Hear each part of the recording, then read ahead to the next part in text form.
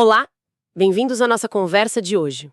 Vamos explorar juntos o material de apoio do curso Psicofreio, que é do professor pesquisador Wilson Roberto Henning. Uhum. Ele meio que mapeia uma jornada, né? Começa naqueles bloqueios que, muita gente sente e vai até uma ideia de expansão da consciência. Prontos para essa análise? Com certeza. É um material que provoca, né? A ideia é explorar por que a gente às vezes se sente tão travado, sabe? Exato.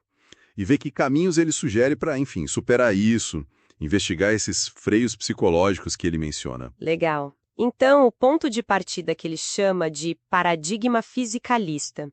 Isso é basicamente a nossa realidade comum, o dia a dia. Isso. O cotidiano mesmo. E começa no senso comum. É aí que o problema, que a trava, começa a aparecer. É o primeiro nível que ele aponta, sim. No senso comum, os freios são aqueles bem conhecidos, né? O medo do desconhecido, apego aos hábitos. Ah, sim, eu sempre fiz assim. Exato. E a pressão social, claro. E aquela crença limitante do eu sou assim mesmo, não vou mudar. Uhum. E o material diz uma coisa forte, que a mudança só acontece mesmo quando a dor de continuar como tá fica maior que o medo de mudar. É um ponto crítico. Nossa, faz todo sentido essa balança. Dor versus medo. E, bom, aí o infográfico vai para a ciência convencional, né? Traz a neurociência para jogo, falando do ciclo da dopamina, como que isso freia a gente. Então, é aquela história.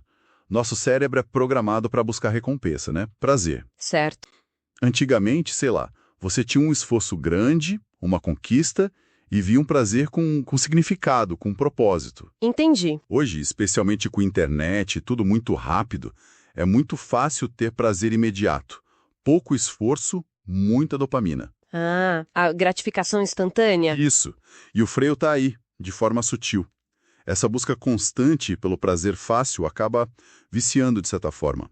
A gente fica numa zona de conforto que, olha que paradoxo, é cansativa, exaustiva, Cansativa. Como assim? porque falta propósito real, entende? Falta aquele estímulo para evoluir de verdade. É como ele sugere, né? Como correr numa esteira. Você se esforça só, mas não sai do lugar. Uau, essa imagem da esteira é forte. E essa falta de propósito que você falou, parece que conecta bem com as teorias mais atuais que o material traz para explicar por que a gente trava. Exato. A primeira é o presentismo, do François Hartog. Que ideia é essa? O presentismo, basicamente, é a ideia de que a gente está vivendo cada vez mais imerso num presente que não acaba. Um presente perpétuo. Sem conexão com o passado ou futuro. Isso. A gente perde a conexão com o passado, de onde vêm os aprendizados, e também com o futuro, onde estariam os projetos de vida, os planos. E o efeito disso seria... Segundo Hartog, isso gera ansiedade, uma falta de direção, sabe? Essa obsessão pelo agora acaba roubando as lições de ontem e a motivação para amanhã, deixa a gente meio à deriva. É uma armadilha bem moderna. ficar à deriva. E isso tem a ver com a modernidade líquida do Bauman, que também está lá. Parece conectar, né? Totalmente. O Bauman fala que tudo hoje é mais fluido, instável, os relacionamentos, os empregos, até os valores. Pense em como as coisas parecem mais descartáveis. Verdade. E essa liquidez toda gera o quê? Medo. Medo de compromisso, de fincar raízes e, paradoxalmente, aumenta a solidão. Como construir algo sólido se o terreno parece areia movediça o tempo todo? Complicado mesmo. Entendi. E para fechar esse cenário assim mais denso, ele fala das ficções coletivas do Harari. Mas essas histórias, dinheiro, sucesso, nação, elas não são importantes também para a gente viver em sociedade? O Harari mesmo diz que essas ficções são a base da cooperação humana em larga escala. O ponto é quando essas histórias perdem o sentido para você individualmente.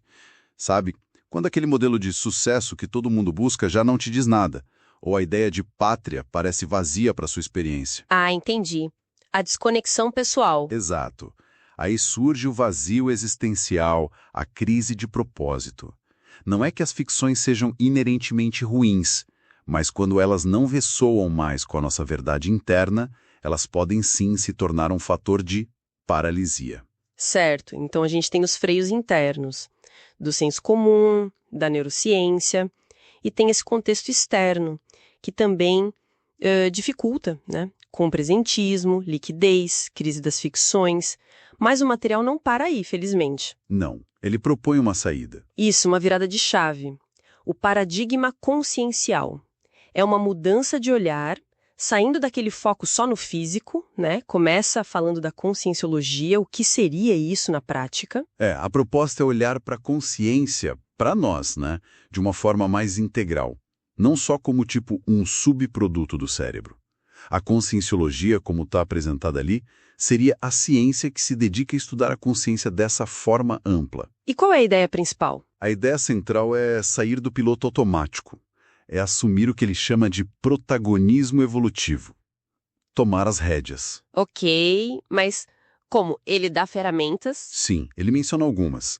A autopesquisa, que é tipo um mergulho para dentro para identificar seus traços mais difíceis, os traços fardo, e também seus pontos fortes, os traços força. Um autoconhecimento direcionado. Isso.